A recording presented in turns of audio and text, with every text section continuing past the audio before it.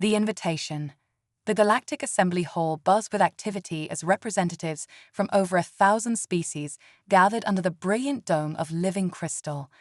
Light refracted off the walls in a symphony of colors, a visual testament to the diversity and grandeur of the galaxy's united forces.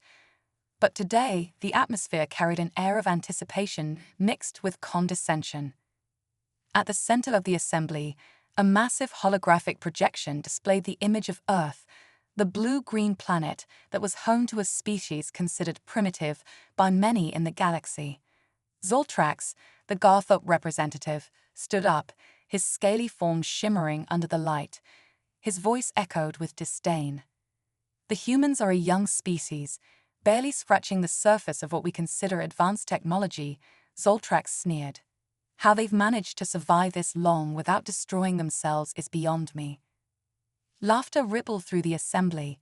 Clicks, roars, and whistles from various species filled the air as they shared in Zoltrax's mocking tone. The humans had recently petitioned to join the assembly, a request that had been met with derision. To the seasoned members, the very idea that a species as young and unproven as humanity could contribute to the galaxy was laughable. Alarin, a tall, ethereal figure from the Alari Dominion, floated gracefully to the center. Her voice, though melodic and soothing, carried an undertone of amusement. "Perhaps we should invite them here," she suggested, her eyes gleaming with mischief. "It would be enlightening for them to witness the grandeur of our assembly firsthand." Nods of agreement passed around the chamber. The decision was made. The humans would be invited, if only to demonstrate the vast gulf between them and the rest of the galaxy. Meanwhile, on the bridge of the U-8S Resolute, Captain Amelia Carter stood with her arms crossed, gazing out into the endless sea of stars. The invitation from the Galactic Assembly had been unexpected, but the United Human Coalition had decided to send a delegation anyway. This was humanity's first real contact with the wider galaxy, and the stakes couldn't be higher. "We're approaching the coordinates, Captain," Lieutenant Hayes reported, glancing up from his console. Captain Carter gave a nod of acknowledgement, prepared to transmit our credentials. The Resolute was no ordinary ship. Outwardly, it appeared as a sleek, advanced human vessel, but beneath its surface, it housed technologies that even the most advanced species in the galaxy could scarcely comprehend. Humanity had learned the art of deception well, and Captain Carter knew they were about to put that lesson to the test. The Galactic Assembly Hall was alive with the sound of anticipation. It was a grand structure made from living crystal, refracting light in mesmerizing colors that danced across the walls. Thousands of species from across the galaxy had gathered, each represented by their ambassadors, advisors, and dignitaries. The air buzzed with energy, and all eyes were on the central holographic projection, displaying an image of a small blue planet, Earth. "They're nothing more than a primitive species," scoffed Zoltrax, a hulking reptilian representative from the Gartham Dominion. His scales glistened under the light, and his disdain for humans was evident. "How they've managed to avoid self-destruction is beyond me." Laughter filled the hall, a mixture of growls, clicks, and whistles. For the Galactic Assembly, the humans were nothing more than an insignificant young species, barely capable of contributing to the wider galaxy. Their request to join the assembly had been met with scorn and mockery. From the center of the hall, a tall, elegant figure floated forward. Representative Alarin, of the Alari Dominion, spoke with a voice that seemed to sing with amusement. "Perhaps we should invite them here, let them witness the grandeur of the assembly. It would be enlightening." The assembly roared in agreement. The decision was swift. Humanity, unaware of the derision they were about to face, would send a delegation. But this invitation was not for the sake of diplomacy. It was to demonstrate just how far beneath the other species they truly were. Meanwhile, on Earth, Captain Amelia Carter stood aboard the UAS Resolute, a sleek and advanced ship that represented humanity's best efforts at space travel. The invitation to the Galactic Assembly had been unexpected, but after much deliberation, the United Human Coalition decided to send a delegation. Captain Carter was no ordinary officer. With a sharp mind and a reputation for cool-headed leadership, she was chosen to lead humanity's first real diplomatic mission beyond the solar system. The stakes couldn't be higher. "Captain, we're approaching the Assembly's coordinates," reported Lieutenant Hayes. Captain Carter nodded. "Transmit our credentials." Externally, the Resolute appeared to be a standard human ship, but it concealed much more beneath its polished surface. Unknown to the galaxy, humanity had advanced in ways unimaginable to most. As the ship dropped out of hyperspace, the Galactic Assembly's fleet came into view. Thousands of ships floated in the void, their sheer number a display of power. Yet, Captain Carter remained unfazed. She had anticipated a show of strength. A communication link opened, and the image of Representative Alarin appeared on the view screen. She smiled, though it lacked warmth. "Welcome, human representatives, to the Galactic Assembly. We trust your journey was uneventful." Captain Carter returned the smile, her voice calm but firm. "Thank you for the invitation. We are honored to be here." The human delegation was soon escorted to the Assembly Hall. As they entered, they were met with disdainful gazes from the towering representatives of the various species. Still, Captain Carter and her team walked with their heads held high, their expressions unwavering.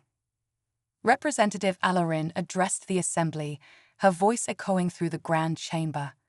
"Let us begin the evaluation of the humans' technological and cultural achievements." Holographic displays lit up, showcasing human history and technology. But the information presented was selectively chosen by the Assembly, focusing on humanity's conflicts, wars, and perceived weaknesses. Zoltrix sneered. "This species has a history of violence. They barely made it out of their own cradle, yet they seek to join us. Arrogance." Captain Carter stood quietly, listening to the harsh judgments. Finally, she spoke, her voice measured. "With respect, Representative Zoltrix, humanity's history is one of perseverance. We have faced extinction more times than you can count, and each time, we emerged stronger." The Assembly laughed again, colder this time. Alarin tilted her head, her eyes gleaming with condescension. "And what, Captain Carter, do you believe humanity can offer to the galaxy? What contributions could you possibly make?" Captain Carter's expression hardened. "We offer our resilience, our ingenuity, our ability to adapt in the face of overwhelming odds. Do not underestimate us." Alarin's smile was patronizing. "Bold words, Captain, but words are wind. Actions, however." Suddenly, the lights dimmed and the holographic display shifted. It now showed a fleet of human warships, their designs far more advanced than anything the Assembly had expected. These were not the primitive vessels the galaxy had been led to believe humans used. These ships were sleek, bristling with advanced weaponry, and ready for battle. Gasps of shock filled the chamber. Zoltrix's once arrogant face twisted in disbelief. "What is the meaning of this?" Captain Carter stepped forward, her voice calm but commanding. "This is the true face of humanity. We may have been young once, but we are no longer the species you think we are. We do not seek war, but if provoked, we will defend ourselves." Alarin's confident demeanor faltered. The Assembly, which had gathered to mock humanity, now found itself confronted with a force that could rival their own. You threaten us." Alarin stammered, her composure shattered. Captain Carter shook her head. "No threat, merely a reminder. Humanity comes in peace, but we will not be cowed. We stand ready for cooperation on equal footing." A tense silence followed as the representatives grappled with the revelation. The humans, whom they had dismissed as insignificant, were now a power to be reckoned with. Zoltrix, once filled with contempt, now looked at Captain Carter with fear and newfound respect. "Perhaps," he muttered, "we were too hasty in our judgment. The Assembly will reconsider your petition." Captain Carter nodded, her voice resolute. "We appreciate your reconsideration. Humanity is ready to stand with the galaxy as equals." As the human delegation departed, the assembly members exchanged uneasy glances. The galaxy had changed in an instant. The species they had once ridiculed now commanded their respect and their fear. Humanity's true strength unveiled. As the human delegation returned to the Resolute, Captain Carter couldn't help but sense the shift in the atmosphere. The Galactic Assembly, once so sure of their superiority, had been rattled by the reveal of humanity's hidden fleet. But the tension hadn't vanished, it had simply changed form. Now, it was a mixture of caution and respect, but also fear.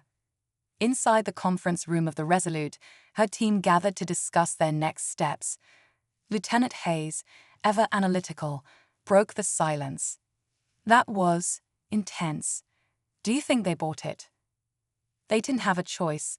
Commander Malik, the ship's second-in-command, replied, leaning back in his chair. Their entire perception of us just shattered. Captain Carter stayed silent for a moment, contemplating the weight of what had happened. We've shaken them, yes, but that doesn't mean they'll accept us overnight. Fear can breed dangerous reactions. Dr. Elena Saito, the ship's chief scientist, interjected. I'm worried about the long term. The assembly might play nice now, but we just showed them something they didn't expect. They'll be cautious, maybe even plan for conflict. Captain Carter nodded. Exactly, which is why we need to tread carefully. We've revealed the fleet, but not our true strength. Let's keep it that way. The room was quiet for a moment, the weight of the situation settling over the crew. They had made a statement, but their future with the galactic community was uncertain. Every move from now on had to be calculated. Suddenly, a soft chime broke the silence, followed by the voice of the ship's A. Captain, incoming transmission from the Galactic Assembly. Representative Alarin requests a private audience. Captain Carter exchanged a glance with Commander Malik, who raised an eyebrow. What do you think she wants now? An apology. Doubtful, Carter replied. Let's find out. The screen in the room flickered to life, revealing Alarin, her elegant form bathed in the soft light of her quarters. Her usual air of superiority had been replaced with something else, curiosity, and perhaps even a hint of unease. Captain Carter, Alarin began, her tone more measured than before. That display of force, it was unexpected. You must understand, the assembly was not prepared for such developments. Captain Carter remained composed, her gaze steady. Representative, humanity has never sought to dominate. We've simply been preparing for the day we would meet the wider galaxy. We come in peace, but we will defend ourselves if needed. Alarin's eyes narrowed slightly, searching for any hint of deception. Peace. After what we've seen today, I find it hard to believe your species simply wishes for peace. Carter leaned forward. Believe it or not, Representative, that's the truth. Humanity has evolved. Our history, as you pointed out earlier, is full of conflict, but we learned from it. We know the cost of war, and we've grown beyond it. Alarin paused, weighing her words carefully. Perhaps. But there are members of the Assembly who are less convinced. You have forced us to reconsider humanity's role in the galaxy. Some see this as a threat, others as an opportunity. I am reaching out because I believe the latter. Captain Carter didn't miss the significance of Alarin's words. An opportunity. Alarin nodded. The galaxy is changing. Old alliances are crumbling, and new powers are rising. I believe humanity could play a crucial role in stabilizing that balance, but it will require diplomacy. True diplomacy, not shows of force. Carter considered her carefully. This could be the opening they needed, a way to secure humanity's place in the galaxy without further conflict. But she knew the game Alarin was playing. The representative was trying to position herself as an ally, but it was clear she was hedging her bets. We're open to peaceful cooperation, Representative, but it has to be mutual. We won't be pawns in anyone's game, Carter said, her tone firm. Alarin smiled faintly. Of course. I simply ask that we keep communication open between us. There are factions in the Assembly that may resist, but with the right guidance, we can bring them around. Carter nodded. We'll keep the lines open, but understand this, humanity won't be bullied or manipulated. We're here to stay. Alarin's expression remained unreadable, but her eyes flashed with something, perhaps respect. I believe we understand each other, Captain. I will be in touch. The transmission ended, leaving the crew in contemplative silence. Commander Malik spoke first. She's playing both sides. If we push too hard, she'll flip on us in a heartbeat. Maybe, Carter agreed, but we need to take the chance. We've already shown our cards. Now we have to navigate the politics of the assembly, or we'll be isolated. Dr. Sato tapped her fingers thoughtfully on the table. And if the other factions see us as a threat? We'll need allies, Carter said, her mind racing through the possibilities. We can't rely on force alone. We'll need to win over the species who fear us the least, and show them that cooperation benefits everyone. Lieutenant Hayes leaned forward. What about the smaller systems? The ones that don't have the same power as the larger dominions? They might see humanity as an equalizer. Carter nodded. Exactly. We start small, build trust, and grow from there. The assembly may be powerful, but it's fractured. If we can find those cracks and exploit them diplomatically, we'll secure humanity's place. As they continued their discussion, a new resolve settled over the crew. The path ahead was uncertain, but one thing was clear. Humanity was no longer a bystander in galactic affairs. They were a force to be reckoned with, and their future in the galaxy was theirs to shape. In the days following their conversation with Representative Alarin, the crew of the Resolute worked tirelessly. Diplomatic overtures, strategic planning, and information gathering consumed every waking hour. The Galactic Assembly was a complex web of alliances, rivalries, and hidden agendas, and navigating it required both finesse and strength. Captain Carter, seated at her desk, reviewed the latest intelligence reports. The Assembly's factions were stirring. Some of the larger dominions were clearly unnerved by humanity's sudden reveal of power, while others, like Alarin, saw potential opportunities. Yet, beneath it all, there was an undercurrent of suspicion and unease. Captain, Lieutenant Hayes said as he entered the room, we've received a response from the Yeran Republic. Carter looked up, her expression immediately sharpening. The Yerans were one of the smaller, more isolated powers in the galaxy, but they were known for their technological advancements, particularly in the fields of energy manipulation and defense systems. Aligning with them could give humanity a critical edge in the assembly. What they say? Carter asked. Hayes handed her a datapad. They want to meet, quietly. Their ambassador, Crixadal, suggests neutral territory, a remote space station in the Outer Rim. Carter frowned, scanning the message. They're wary. They don't want the other factions to know they're talking to us. Understandable. Commander Malik entered the room next, his face serious. Captain, there's been an increase in surveillance activity around the Resolute. Multiple scout ships from the Vari Dominion and the Huracan Alliance have been seen in our sector. The Vari Dominion was one of the more aggressive members of the Assembly, a militaristic regime that had always viewed humanity with a mix of disdain and suspicion. The Huracan Alliance, on the other hand, was a coalition of species that prided themselves on their diplomatic and economic influence, often positioning themselves as the galaxy's peacekeepers. They're watching us closely, Carter said, her voice grim. The moment we step out of line, they'll make a move. We need to be careful with how we proceed with the Yerans. Hayes nodded. I think this is a chance to build an ally, but it's a risk.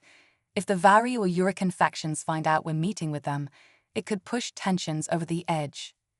Carter set the datapad down and stood. We'll go, but we'll need to be discreet. No fanfare, no heavy escort, just a small diplomatic team. If we can win over the Yerans, it could shift the balance in our favor. A few days later, the Resolute quietly left orbit, its destination a remote, neutral space station nestled in the far reaches of the Outer Rim.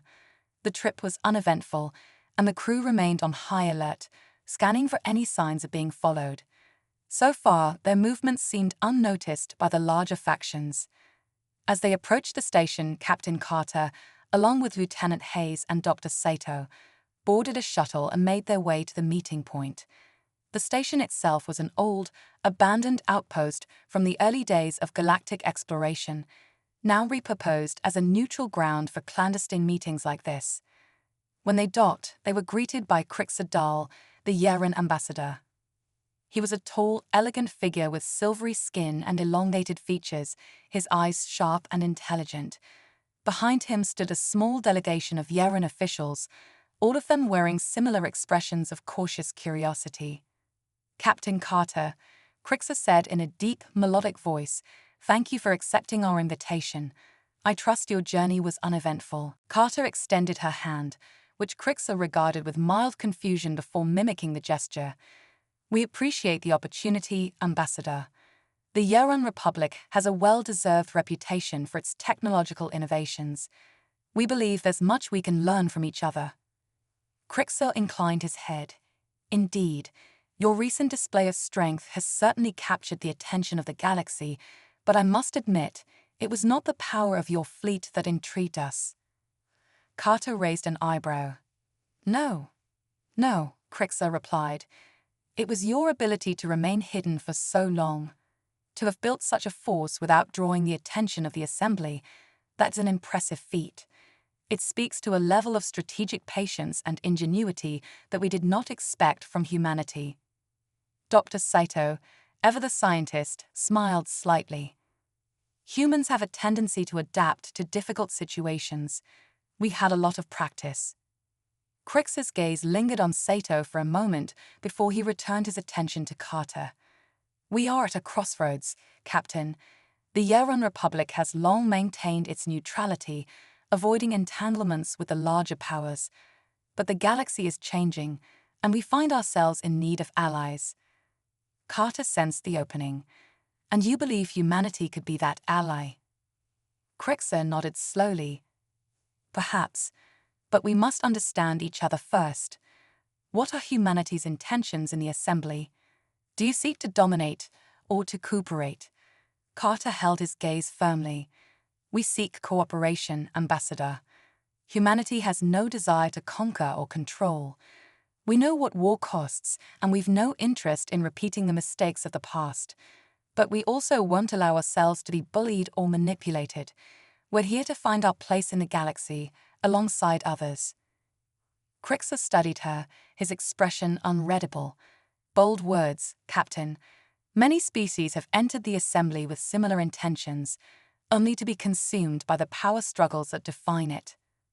"We're not like the others," Carter replied, her tone unwavering. "We've survived on our own for centuries. Now we're ready to stand with others, but on equal footing." The Yaran ambassador considered this for a moment before speaking. "There are those who would welcome such a partnership, and there are those who would fear it. The Vari, for instance, have already begun mobilizing their fleets. They see you as a threat." Carter's jaw tightened. "We expected as much." Crixer leaned forward slightly, his voice lowering. "But not all view you in that light. There are smaller powers, like my own, who would see humanity as a stabilizing force in an increasingly volatile galaxy. We help each other, Captain." Carter's eyes narrowed. "What are you offering?" Crixer smiled faintly. "Access to our advanced energy technologies. In exchange, we seek your support in securing our borders from the larger factions. With humanity's help, the Yaran Republic could remain free from the influence of the Vari and Uricans." Carter exchanged a quick glance with Hayes and Sato before replying. "That's a tempting offer, Ambassador. But if we align with you, it could draw us into your conflicts. We can't afford to make enemies on all sides." Crix's smile widened slightly. "That is the delicate balance we all must navigate, Captain. But consider this, without allies, you will be isolated, and in this galaxy, isolation is the first step toward extinction." Carter stared at him, weighing the decision carefully. The Yarans were offering valuable technology, but the cost could be high. Aligning with them would draw unwanted attention from the larger powers. Yet, without allies, humanity's position in the assembly would remain precarious. Finally, Carter spoke. "We'll consider your proposal, Ambassador, but we need more than just technology. We need trust. If we're going to work together, we need to know that the Yaran Republic will stand with us when the time comes." Crixer inclined his head. "A fair request. Trust must be earned, after all. Let us see if we can build that trust, Captain. I look forward to our future discussions." As the meeting concluded and the human delegation returned to the Resolute, Carter couldn't shake the feeling that the galaxy's balance was shifting faster than anyone anticipated. The reveal of humanity's fleet had set off a chain reaction, and now they stood at the center of it. The next move would be crucial. Allies like the Yarans could help secure humanity's place in the galaxy, but enemies were watching closely, waiting for any sign of weakness. Captain Carter knew one thing for certain: humanity was done hiding. The future was uncertain, but they were ready to face it head-on. Captain Carter stood on the bridge of the Resolute, her mind still turning over the conversation with Ambassador Crixer Dowell. The Yaran Republic's offer of advanced energy technology was tempting, but the implications of forming an alliance weighed heavily on her. "Lieutenant Hayes, any signs of movement from the Vari or Huracan fleets?" Carter asked, glancing toward the tactical officer. Hayes shook his head. "No overt actions, but there's definitely increased traffic around their sectors. I don't like it." Carter crossed her arms, staring out into the void of space. The galaxy was watching, waiting for humanity to make its next move. She knew that once they took a stand, it would force the hands of the other factions. They had to be ready for whatever came next. "Captain," Commander Malik's voice cut through her thoughts as he approached. "We've just received a high-priority transmission. It's encoded with assembly diplomatic seals, but it's been routed through a civilian network. Strange for something of this level." Carter frowned. "Put it through." Malik tapped his console, and a holographic projection flickered to life in front of them. A figure, cloaked in shadow, appeared, a non-human face obscured by the hood of a long, flowing robe. Their voice was low and distorted. "Captain Carter of the Resolute," the voice said, its tone filled with a quiet menace. "Your recent reveal has stirred the waters of the galaxy. There are many who would see humanity fall before it can rise again." Carter straightened, her expression hardening. "Who are you and what do you want?" The figure's lips curled into a cold smile. "A friend, or perhaps an enemy, depending on how you choose to proceed." "Enough games," Carter said firmly. "What do you want?" The figure's smile faded. "Consider this a warning, Captain. The Vari Dominion and the Huracan Alliance have already begun to mobilize their fleets. They will not allow a new power to disrupt their control. If you align with the Yarans, or any other smaller power, they will see it as an act of aggression. The Assembly is fragile, and one misstep could bring the galaxy to war." Carter's jaw clenched. "And you care about galactic peace?" The figure tilted their head slightly. "I care about balance. The Assembly has maintained stability for centuries, but that balance is delicate. Humanity's arrival has upset that balance, and now every faction is maneuvering to either use you or destroy you. I am offering you an alternative." Carter's eyes narrowed. "What kind of alternative?" "Neutrality," the figure said simply. "Withdraw from the Assembly's political games. Focus on defending your own borders. Do not involve yourselves in the affairs of the larger powers, and they will leave you in peace." "Neutrality," Carter repeated, her voice laced with skepticism. "While the galaxy builds alliances and prepares for war, you expect us to sit back and do nothing." The figure's smile returned. "If you seek survival, yes. Humanity is strong, but you are outnumbered and outgunned by powers that have existed for millennia. Aligning with the Yarans will only make you a target. But if you remain neutral, the larger powers will have no reason to strike against you. You can build your strength in secret, as you have done for centuries." Carter considered the figure's words, but something about the offer didn't sit right with her. There was more to this than they were letting on. "And what do you get out of this?" she asked, her voice cool. The figure's smile vanished. "The galaxy remains in balance. That is all that matters." Before Carter could respond, the transmission cut off, leaving the bridge in silence. Hayes was the first to speak. "Captain, that was unsettling." Carter nodded, her expression thoughtful. It was a warning. Whoever that was, they don't want humanity to get involved in the Assembly's politics. But neutrality won't protect us. We'll still be vulnerable if the larger powers decide we're a threat. Commander Malik stepped forward. "Captain, this could be a trap. Someone could be trying to push us into isolation to weaken our position." "I agree," Carter said. "We can't let fear dictate our actions. We need to be smart, but we also need to be bold." Hayes looked uncertain. What if they're right, though? What if aligning with the Yerans puts us in the crosshairs of the Vari and Hurricanes? Are we ready for that? Carter turned to face her crew, her expression resolute. "We didn't come all this way to hide, Lieutenant. Humanity has already shown what we're capable of. We can't back down now. If the galaxy sees us as a threat, then we'll show them what it means to challenge us." Malik nodded, a glint of determination in his eyes. "What's the plan, Captain?" "We move forward," Carter said firmly. "We'll continue our talks with the Yerans, but we'll stay alert for any signs of betrayal. At the same time, we'll bolster our defenses and keep a close eye on the Vari and Hurricane fleets. If they make a move, we'll be ready." As the Resolute prepared for its next steps, the shadows of galactic politics loomed larger than ever. Allies were hard to find, and enemies were circling like vultures, waiting for the first sign of weakness. But Captain Carter and her crew were ready. Humanity's secret fleet had been revealed, and now there was no turning back. The galaxy had underestimated them once. It wouldn't get the chance to do so again. The first strike. The Resolute hung silently in the cold, dark void of space, surrounded by the stars and nebulae of the neutral zone. It was a fragile piece, one held together by the diplomatic efforts of the Assembly, but Captain Carter knew how easily it could shatter. "Captain," Lieutenant Hayes called from the tactical station, snapping her from her thoughts. "Multiple contacts on long-range sensors, Vari ships, they're heading in our direction."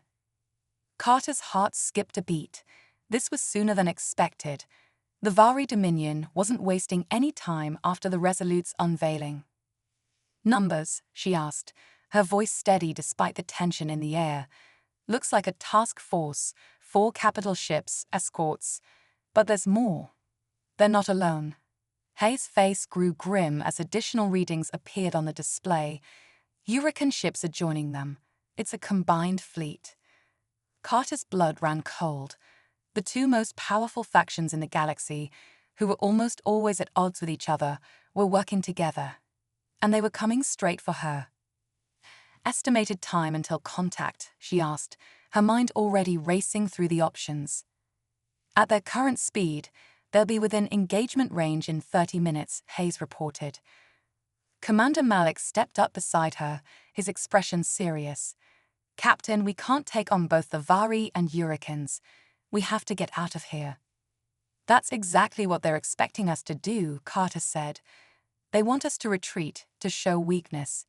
If we run now, we might never get another chance to stand our ground." "But if we stay and fight, we might be outgunned," Malik warned. "We're not equipped for this scale of battle, and we don't know what kind of tech they're bringing to the field." Carter knew he was right. Their fleet was powerful, but the combined might of the Vari and Hurricane ships was overwhelming. And yet, running felt like the wrong move.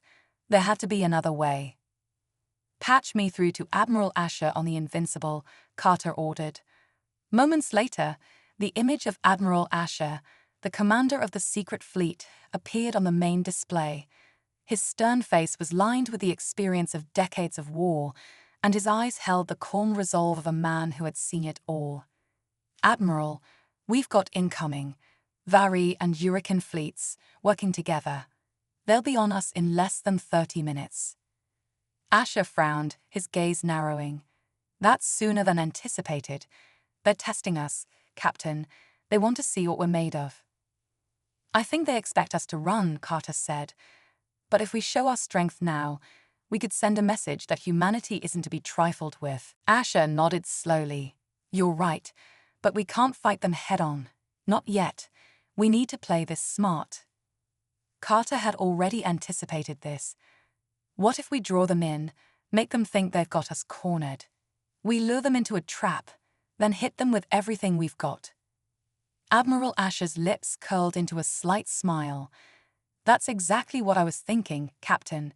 You hold your position and let them close the gap.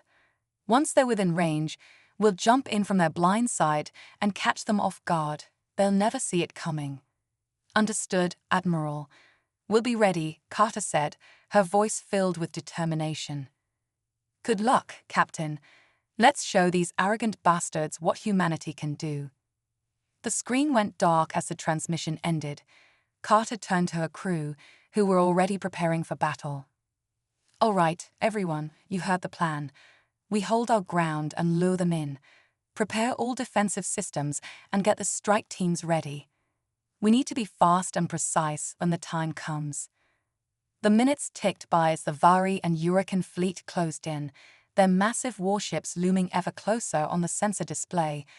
The tension in the air was palpable, but Carter remained focused. This was the moment that would define their fate. Incoming transmission from the Vari flagship, Captain, Hayes announced. Should I put it through? Carter nodded. On screen. The image of a Vari admiral appeared, his reptilian features twisted into a smug grin. His voice was thick with condescension as he spoke. Captain Carter, how fortunate for you to witness the might of the Vari Dominion and Huracan Alliance united. Surrender now, and we may consider sparing your ship and crew. Resist, and you'll be crushed beneath our heels. Carter stared at the Admiral, her face a mask of calm. I'm afraid we don't surrender, Admiral, but you're welcome to try. The Vari Admiral's grin faltered slightly. You are hopelessly outmatched, human. This is your only chance. Carter's eyes hardened. You've made a mistake coming here. Without waiting for a response, she cut the transmission. All hands, prepare for battle, she called, her voice ringing out over the comms. The enemy fleet was nearly in range, and the Resolute and her support ships braced for the first wave of fire. Enemy ships are powering up weapons, Hayes called out. Carter clenched her fists. Hold your fire until they're fully committed. We need to draw them in. The Vari and Huracan fleets unleashed a barrage of energy weapons, and the Resolute's shields flared to life as they absorbed the impact. Carter could feel the pressure building, but she held firm. Shields holding, Malik reported, his hands flying over the controls. But they won't last forever. Come on, just a little closer, Carter muttered under her breath. And then, just as the enemy fleet reached the optimal range, a ripple of energy burst through space as Admiral Asher's fleet jumped in from hyperspace. The Invincible and its accompanying warships appeared behind the Vari and Huracans, their guns already blazing. Now, Carter shouted, all ships fire. The Resolute and her fleet opened up with everything they had. Missiles, plasma cannons, and railguns unleashed a storm of destruction on the enemy ships, catching them by surprise. The Vari and Huracans scrambled to respond, but it was too late. Admiral Asher's ships tore into their rear lines, while the Resolute and her allies hammered them from the front. The trap had sprung, and the combined fleet was caught in a deadly crossfire. As the battle raged on, the Vari flagship, heavily damaged, attempted to break away from the fight. Carter saw her opportunity. Target the flagship, she ordered. The Resolute's main guns swiveled toward the retreating Vari ship, and with a thunderous blast, they fired. The projectiles slammed into the flagship's engines, causing it to erupt in a massive fireball. The remaining enemy ships, seeing their flagship destroyed, began to retreat. Victory was in humanity's grasp. The battle was over. The Vari and Huracan fleets had been routed, their forces scattered. On the bridge of the Resolute, the tension began to ebb away, replaced by a quiet sense of triumph. Carter took a deep breath, her heart still pounding from the intensity of the fight. They had done it. They had stood their ground, and the galaxy had taken notice. "Well done, everyone," she said, her voice steady. "But this is just the beginning. The galaxy knows who we are now. Let's make sure they never forget it." As the Resolute and the surviving ships regrouped, Carter knew that the real challenge was still to come. The battle had been won, but the war for humanity's place in the galaxy was far from over.